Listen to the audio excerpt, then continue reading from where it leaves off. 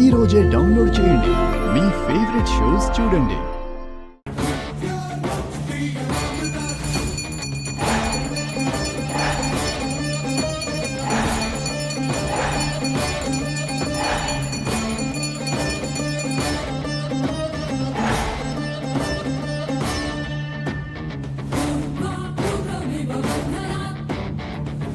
అమ్మా, ఈరోజు అమావాస్య, అష్టగ్రహ కూటమి కలిసే రోజు.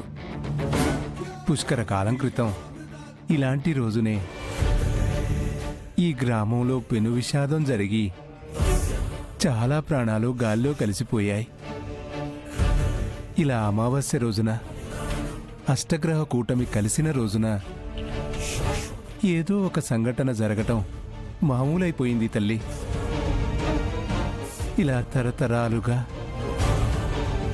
ఈ ఊరిని ఈ రోజున శపిస్తూనే ఉన్నావు.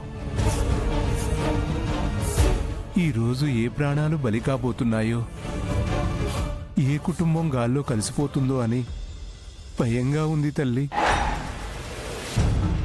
నువ్వే మా గ్రామాన్ని, మా గ్రామ ప్రజల్ని కాపాడు తల్లి.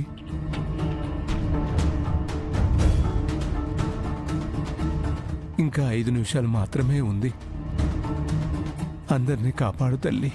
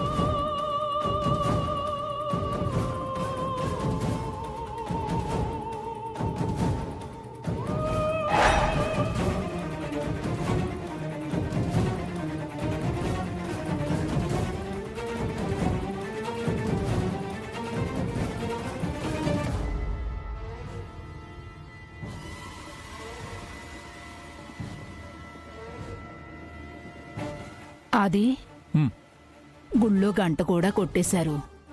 సమయం వచ్చేసింది. నాన్న, పంచాయతీ కట్టుబాటు ప్రకారం అందరూ ఇళ్లలోనే ఉండాలి.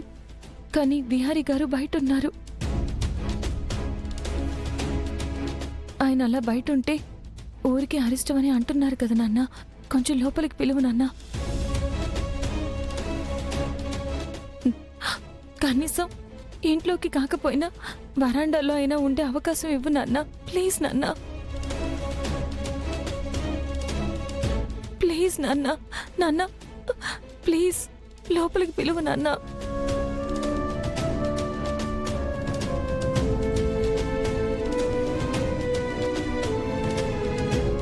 ఆదికేశవ్ గారు, ఆదికేశవ్ గారు.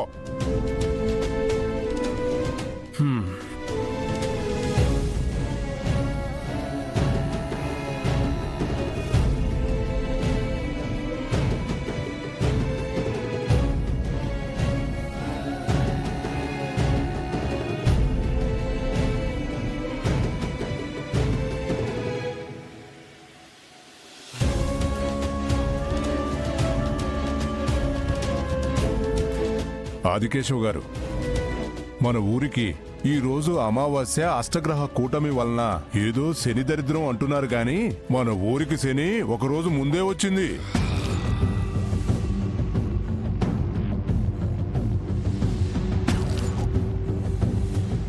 అయినా ఇలాంటి వాణ్ణి ఇంటి దాకా ఎలా రానిచ్చారండి? ఇలా బయటే వదిలేయండి. ఆ అష్టగ్రహ కూటమి శాపం వల్ల ఈ రక్తము కక్కుకొని చస్తాడు. దరిద్రం వదిలిపోతుంది.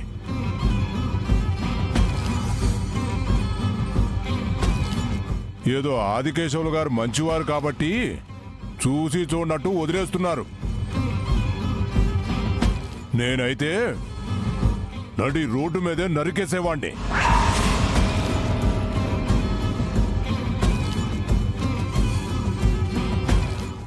వద్దని ఇంతింత మాటలు అంటున్నారు.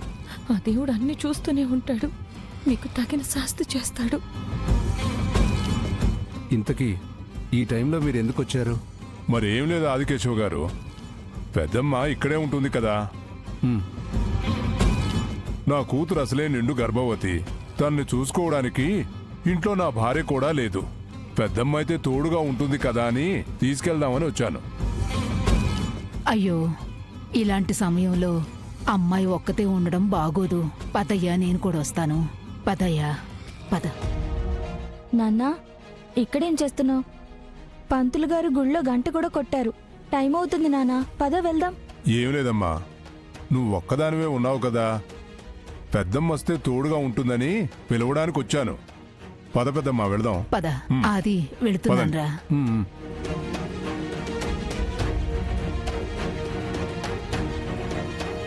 నాన్న,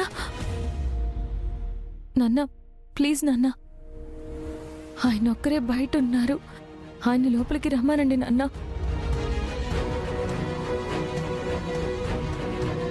ప్లీజ్ నాన్న.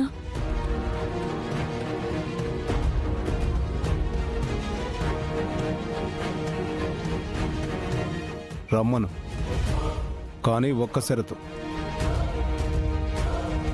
పిలిచాను కదా అని ఇంట్లోకి మాత్రం రావడానికి వీల్లేదు.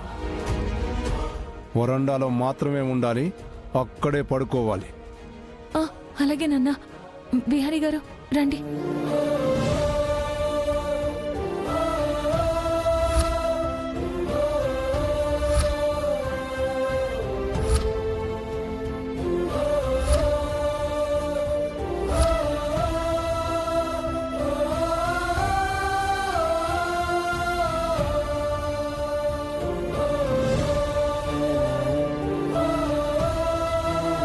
హ్మ్.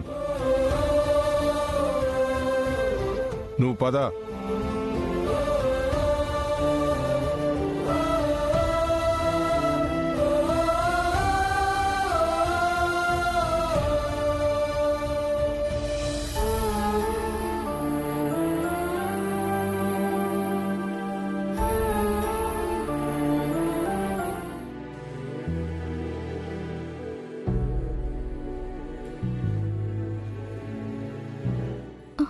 అమ్మా, అమ్మా, నొప్పులు వస్తున్నాయేంటి?